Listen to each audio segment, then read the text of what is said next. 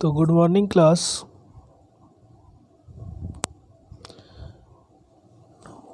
मानव पाचन तंत्र human digestive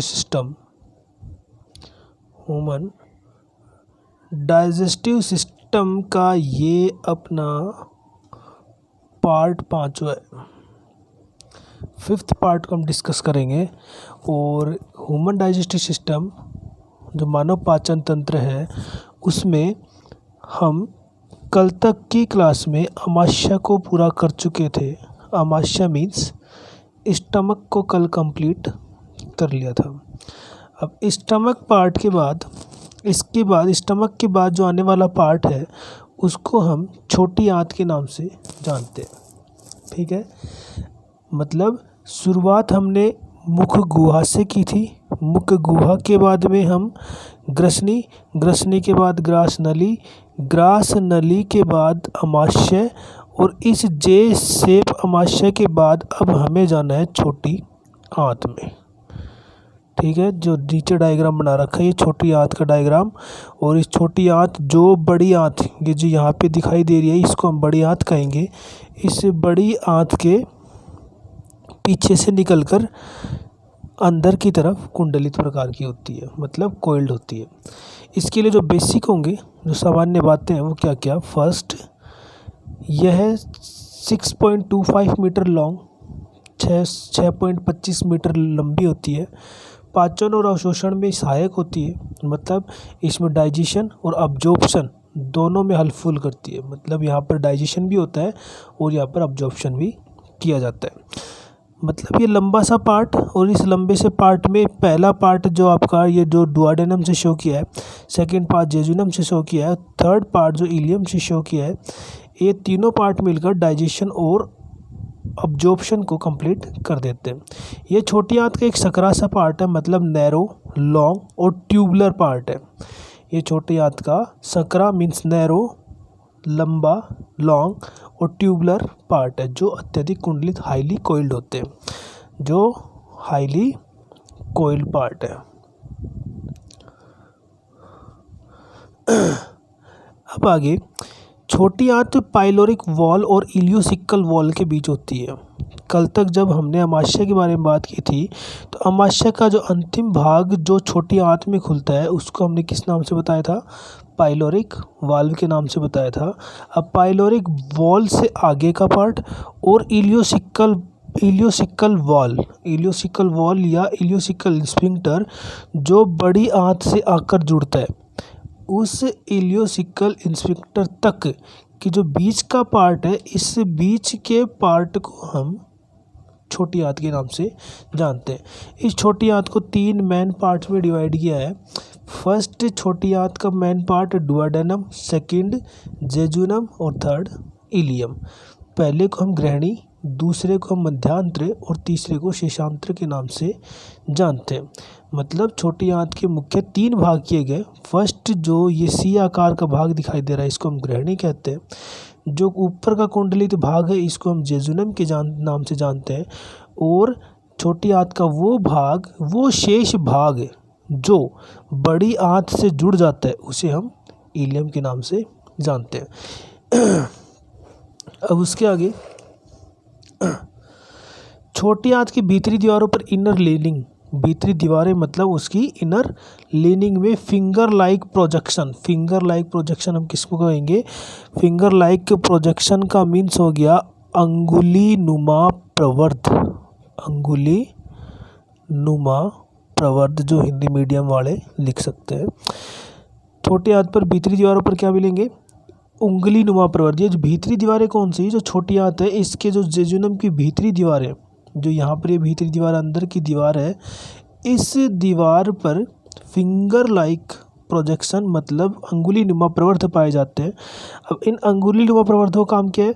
ये अवशोषण के क्षेत्र को बढ़ा देते हैं। अवशोषण के क्षेत्र को बढ़ा देते हैं। अब ये अंगुलीनुमा मतलब जो अंगुली के समान प्रवृत्त दिखाई दे रहे हैं, इन्हीं की हम बात कर रहे हैं। जो अंगुलीनुमा प्रवृत्त होते हैं इनको हम विलाई के नाम से जानते हैं, और इन विलाई के ऊपर भी ब्रुश के समान बॉर्डर पाया जाता है, जिसे हम ब्रुश बॉर्डर कहते हैं, जो माइक्रोविलाई बनाते हैं, और ये अवशोषण के क्षेत्र को बढ़ाते थे। मतलब यहाँ विलाई और माइक्रोविलाई होते हैं जो अवशोषण के क्षेत्र को बढ़ा देते हैं। अब इन फिंगर लाइक प्रोजेक्शन के अतिरिक्त, मतलब अंगुलीनुमा प्रवृत्ति के अतिरिक्त जो बीच की खाली जगह, इन खाली जगह को हम बोलते हैं लीबर कोन की दीवार, लीबर कोन की दरार बोल सकते हैं। सॉरी, दीवार की जगह बोल सकते हैं लीबर कोन की दरार। इस लीबर कोन की दरार में स्थित होती है आंतरीय ग्रंथियाँ, और आंतरीय ग्रंथियाँ वो जिससे आंतरीय रस का स्त्रावण किया जाता है। मतलब सामान्य इस भाषा में लीबर कोन की दीवार को हम आंतरीय ग्रंथि भी कह सकते हैं, जो इंटेस्टाइनल या आंत रस का स्त्रावण कर पाती है।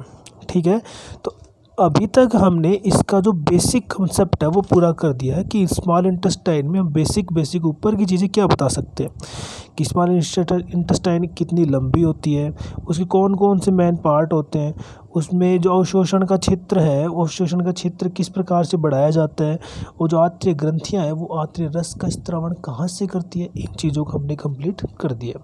अब इसके तीन पार्ट को जो हमने डिवाइड किया था, एक एक को एक्सप्लेन करते हैं। उसमें सबसे मेन और इम्पोर्टेंट पार्ट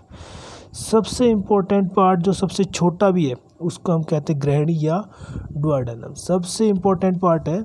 और इस पार्ट के लिए हम थोड़ा सा डिस्कस करें तो ये यू शेप, और कुछ बुक में ये सी शेप के नाम से भी आता है। तो मतलब ये यू आकार का भी है, और इसे या हम इसको सी आकार से भी कह सकते हैं, जो इस तरीके से। ठीक है, दोनों तरफ दिखाई पड़ रहा है, एक मिनट। ये सी शेप भी कह सकते हैं, और इसी को हम यू शेप के नाम से भी जानते हैं। It receive bile duct and pancreatic duct, मतलब ये दोनों को ग्रहण करता है। मतलब इसी ग्रहणी भाग में दोनों वाहिनियाँ एक साथ, पित्त वाहिनी और अग्नाशय वाहिनी दोनों आकर इसी भाग में खुल जाती हैं। अब यहाँ पर पित्त वाहिनी और अग्नाशय वाहिनी दोनों अलग अलग नहीं आती, ये दोनों एक साथ मिल जाती है। अगर इसको हम डायग्राम से समझना चाहें तो जैसे ये आपका लीवर, जिसको हम यकृत कहते हैं, यकृत से दो वाहिनियाँ निकलती हैं, क्योंकि यकृत आपका द्विपालित होता है, बाइलॉब्ड होता है, और इन बाइलॉब्ड से दो पालियों से दो वाहिनियाँ निकलती है, और इन दोनों वाहिनियाँ मिलकर आपस में कॉमन डक्ट बनाती है, मतलब एक कॉमन हेपेटिक डक्ट बनाती है। और ये हेपेटिक डक्ट फिर यहाँ से आपका गॉल ब्लैडर, मतलब पित्ताशय से आने वाला जो पित्तरस होगा वो इस हेपेटिक डक्ट के साथ मिलकर एक मोस्ट इम्पॉर्टेंट डक्ट बना जाता है, जिसको हम बोलते हैं बाइल डक्ट। तो मतलब यकृत से आने वाली तो मिलती है आपको बाइल डक्ट, और फिर आपका ये जो पैनक्रियाज मतलब अग्नाशय, और इससे निकलने वाली वाहिनी, जो पैनक्रियाज से निकलने वाली वाहिनी जो आगे आपको दिखाई दे रही है, इसको हम बोलते हैं पैनक्रियाटिक डक्ट, मतलब अग्नाशयी वाहिनी। तो ये अग्नाशय रस को लेकर किसके साथ मिश्रित हो जाती है, बाइल जूस के साथ मिश्रित हो जाती है। ठीक है, अब ये यहाँ पर दोनों वाहिनियाँ मिलकर, जो आपके पित्त वाहिनी और अग्नाशय वाहिनी दोनों आपस में मिलकर एक हेपेटो पैनक्रियाटिक डक्ट बनाती है, और इसके आगे ये बाद में ग्रहणी भाग में खुल जाती है। ये जो आपको ये भाग दिखाई पड़ रहा है, इसको हम ग्रहणी भाग कहते हैं।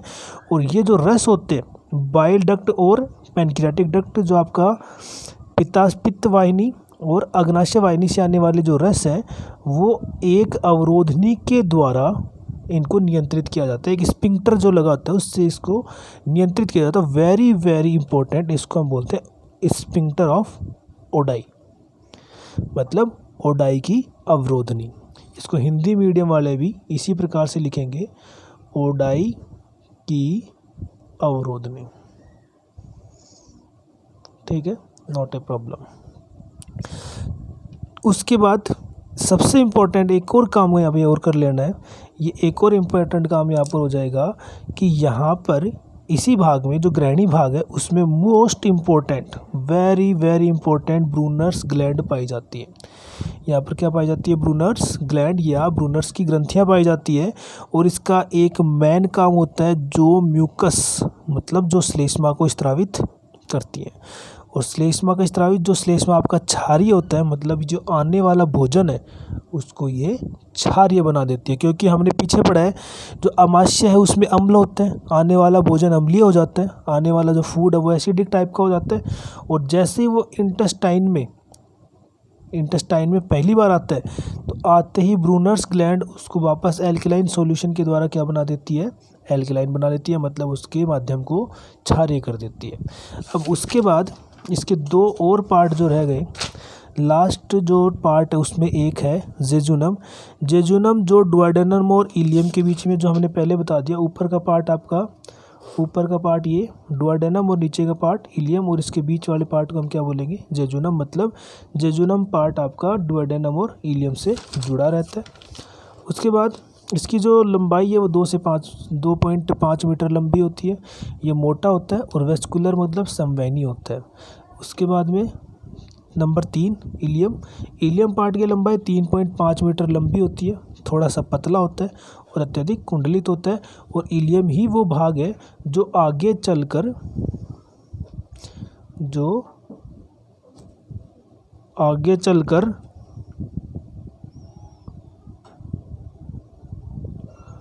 बड़ी आंत मतलब लार्ज इंटेस्टाइन से जुड़ जाता है। तो मतलब इसके आगे आने वाला पार्ट कौन सा हो जाएगा, लार्ज इंटेस्टाइन। तो ये हमारा हो गया छोटी आंत का काम, जिसमें हमने 3 भागों को पूरा कंप्लीट कर दिया है, जिसमें आपका ग्रहणी हो गया, जिसमें आपका मध्यांतर हो गया, जिसमें आपका शेषांतर हो गया।